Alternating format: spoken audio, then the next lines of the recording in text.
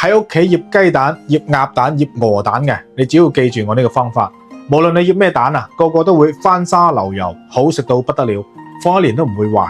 我用我哋多年經驗同你講啊，我哋醃蛋從來都唔會用咩泥嘅，亦都唔會直接係用鹽或者係白酒去醃。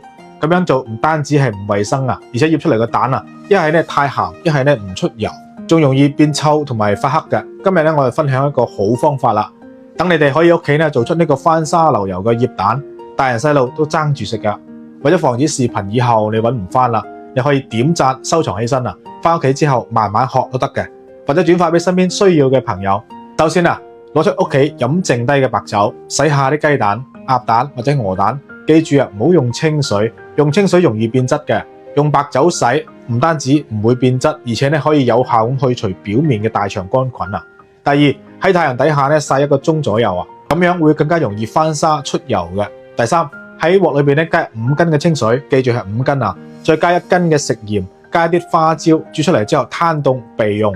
第四，將曬乾嘅蛋啊加入呢個無水無油嘅密封罐裏邊啊。第五啊，想要醃蛋翻沙流油好食唔鹹嘅關鍵就係加呢個醃蛋嘅料汁啦，將佢全部倒入呢個密封樽入邊。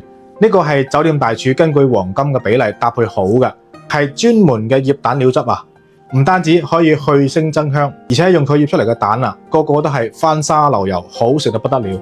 第六，倒入呢個攤凍後嘅鹽水，記住一定係要浸過所有蛋啊，最後密封保存，冚好個蓋啊，淋啲白酒喺個蓋度消毒。最後喺陰涼嘅地方啊，擺15到20日左右咧就可以食啦。個個都翻沙流油，好食唔鹹，比外面嘅咧仲要好食好多嘅。大家哋要試下。如果大家想買呢個醃蛋料汁，但唔知邊度買又好用又抵嘅，咁可以點開我視頻嘅左下方啦。趁依家係有活動嘅，快啲帶翻去試一試。